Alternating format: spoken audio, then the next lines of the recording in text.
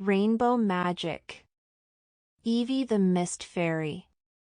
By Daisy Meadows. A misty morning. "Wake up, sleepyhead," cried Kirsty Tate to her friend, Rachel, as she jumped out of bed and started to dress. Rachel Walker was asleep in the spare bed in Kirsty's room. She was staying with Kirsty and her parents in the village of Weatherbury. Sleepily, she rolled over and opened her eyes.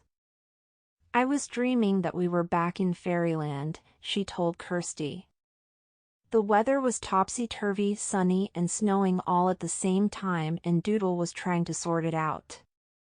Doodle, the fairy's magic weather cockerel, had been on Rachel's mind a lot lately because she and Kirsty were on an important fairy mission. Each day in fairyland, with the help of the weather fairies, Doodle used his magic tail feathers to organize the weather. Each of the 7 magic feathers controlled a different kind of weather, and each of the 7 weather fairies was responsible for working with one feather in particular. The system worked perfectly until mean old Jack Frost sent 7 goblins to steal Doodle's magic feathers. The goblins ran off into the human world with 1 feather each, and when poor Doodle followed them out of fairyland, he found himself transformed into a rusty metal weather vane. The Queen of the Fairies had asked Rachel and Kirsty to help find the magic feathers and return them to Doodle. Meanwhile, fairyland's weather was all mixed up, and the goblins had been using the feathers to cause weather chaos in the human world too. "Poor Doodle," Kirsty said, looking out of the window at the old barn where the cockerel was perched. Her dad had found Doodle lying in the park, and thinking he was an ordinary weather vane, Mr. Tate had brought him home and put him on the barn roof. "Hopefully we'll find another magic feather today," Kirsty continued. "We've already found 4 of the stolen feathers. We just need to find the other 3 and then Doodle will get his magic back." "Yes," Rachel agreed, brightening at the thought. "But I have to go home in 3 days, so we don't have long." As she gazed out at the blue sky, a wisp of silvery mist caught her eye. "Look, that cloud is shaped just like a feather," she said. Kirsty looked where Rachel was pointing. "I can't see anything." Rachel looked again. The wispy shape had vanished. "Perhaps I imagined it," she sighed, turning away to dress. The memory of the dream fizzed in her tummy like lemonade bubbles. It felt like a magical start to the day. She loved staying with Kirsty and sharing fairy adventures with her. The girls had met whilst on holiday on Rainspell Island with their parents. That was when they had first helped the fairies. On that occasion, Jack Frost had cast a nasty spell to banish the rainbow fairies from fairyland, and the girls had helped all 7 of them get safely home. Rachel and Kirsty hurried down to the kitchen. Mr. Tate was sitting at the table. He looked up and smiled at the girls. "Did you sleep well?" "Yes, thanks," Rachel replied. As she sat down, she saw a bright green notice on the kitchen table. It read, "Grand Fun Run at Greenwood Forest, Weatherbury. Everyone welcome." She looked at the date. "That's today." "Yes. Mum's running in it," said Kirsty. "Most of the village is taking part." "Why don't you 2 go and watch?" suggested Mr. Tate. "You could give Mum some moral support." "Okay," Rachel and Kirsty agreed happily. "Maybe we could look for goblins on the way," thought Rachel. She felt excited, and a bit nervous. Goblins were nasty, tricky things, and Jack Frost had cast a spell to make them bigger than normal. Thankfully, fairy law states that nothing can be taller than the king and queen's fairy castle, so the goblins couldn't get too big. but they still stood nearly as high as Rachel and Kirsty's shoulders. Mr. Tate finished his cup of tea and stood up. "I'm going to pick up Gran and take her to watch the fun run. We might see you there," he told the girls. "Okay, Dad." "Goodbye," Kirsty said with a wave. Just then, Mrs. Tate dashed into the kitchen, wearing her jogging kit of shorts, t-shirt and trainers. She smiled at Kirsty and Rachel. "Sorry, I can't stop, girls. I promised to help mark out the course in the forest." "That's all right, Mum. We'll follow you up there," Kirsty said. "We're coming to cheer you on," Rachel explained. "See you at the woods then." Mrs. Tate called cheerfully as she disappeared out of the door. A little later, Kirsty and Rachel set out for Greenwood Forest themselves. "Let's take the river path," Kirsty suggested. "It's a bit longer, but it's much prettier." "Oh, yes, we might see some ducklings," Rachel agreed eagerly. As the girls walked up Twisty Lane, sunlight poured through the dancing tree branches and spots of light speckled the road like golden coins. Soon they reached the river. It was very pretty down by the water, where cheerful buttercups dotted the grass and cows grazed happily. Rachel spotted little puffs of mist rising from the water. "Look! Do you think that could be fairy mist?" she asked. "I'm not sure," Kirsty replied. "There's often mist round water, isn't there?" "Oh, yes, especially in the morning and the evening," Rachel remembered. She felt a little disappointed, but brightened when she saw 2 swans gliding past, followed by 3 young cygnets. Dragonflies with gossamer wings perched in the reeds beside the sparkling river. "It's a perfect day," she remarked. Kirsty nodded.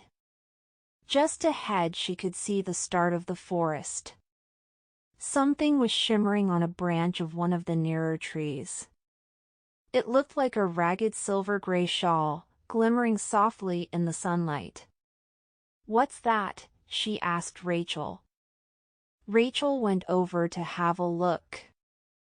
"I don't know, but it's lovely," she replied. "Just like angel hair for decorating trees at Christmas. There's lots more of it on the other branches." "Isn't it pretty?" Kirsty touched a strand of the strange, silvery stuff. It clung to her fingers for a moment, before melting away. "It feels cold." Kirsty shivered, rubbing her hands together. Rachel leaned forward for a closer look. Tiny silvery lights shimmered among the fine, silky threads. "I'm sure this is fairy mist," she whispered excitedly. Kirsty's eyes lit up. "I think you're right," she agreed. She looked towards a clump of tall oaks. A wispy cloud of the strange sparkly mist was building in the sky and floating gently down towards the trees. "More fairy mist," Kirsty pointed out. "Come on!" Magic in the mist. The girls ran towards a stile that led into the wood. They were out of breath by the time they jumped down onto the forest path and looked around. Wispy, silver mist clung to trees everywhere and coated the grass with tiny droplets. Every twig, leaf and flower glowed and shimmered with a soft silver light. And where the sunbeams reached down through the trees, the fairy mist sparkled with rainbow light. "Oh," breathed Rachel. "It's so beautiful." Kirsty stared open-mouthed at the forest. It looked almost as magical as fairyland itself. Slowly, the girls moved forward. After a few steps, Rachel realized that she couldn't see very far ahead. This mist is building up fast, she said. The goblin with the mist feather must be hiding really nearby. Kirsty nodded as thick fog swirled around them. You're right, Rachel, she agreed. And we can hardly see a thing. The goblin could be right behind us. Rachel rubbed her bare arms and shivered nervously. Only a couple of minutes had passed, but as the mist grew thicker, the forest began to feel dark and unfriendly. Nothing glittered or gleamed anymore. The fog was settling around the girls like a cold blanket. Shadowy figures moved up ahead. A man wearing a red t-shirt ran out in front of the girls as another runner burst out of the trees. They were heading straight for each other. Watch out, called Kirsty. But it was too late. Crash! The runners bumped into each other. Sorry.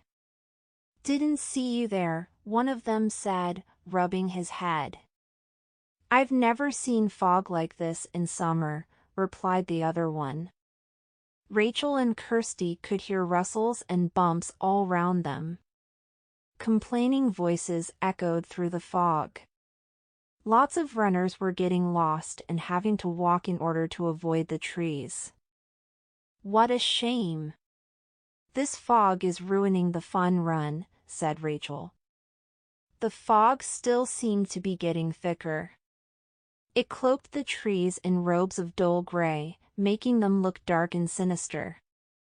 Suddenly, something caught Kirsty's eye. Over there, she pointed. A bright light was moving towards them, shining like a lantern. Soon the girls could see that it was a tiny gleaming fairy. Oh, gasped Kirsty. It's Evie the Mist Fairy. Hello again, Rachel and Kirsty, cried Evie in a bright, tinkly voice, as she hovered in the air in front of them. The girls had met Evie in Fairyland, along with all the other weather fairies.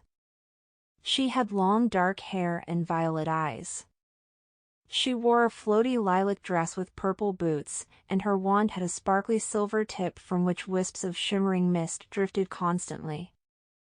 Oh, we're so glad to see you, said Rachel delightedly. We really need your help, Kirsty added. We're sure that the goblin with the mist feather isn't far away. Yes, agreed Evie, a frown on her tiny face. And he's causing lots of misty mischief. Could you leave a magic trail behind us, as we go further into the woods? Rachel asked. Then we can look for the goblin and still find our way back to the stile and out. Evie grinned. She waved her wand and a fountain of fairy dust shot out. It floated to the ground and formed a glittering path. Of course, now we won't get lost, she said. But we might bump into the runners, Kirsty pointed out. Let's turn ourselves into fairies, Rachel, then we can fly. The Fairy Queen had given Rachel and Kirsty beautiful golden lockets full of fairy dust. The girls sprinkled themselves with the magic dust and soon shrank to fairy size. The trees seemed as big as giants' castles looming out of the thick fog. I love being a fairy, Kirsty sang out happily. Rachel twisted round to look over her shoulder. There were her fairy wings on her back, shining and delicate. Hooray! Evie rose into the air, a trail of glittering mist streaming from her wand, and the two girls followed her deeper into the forest. Below them, the runners were still stumbling about in the fog. Poor Mum. She was really looking forward to today. That nasty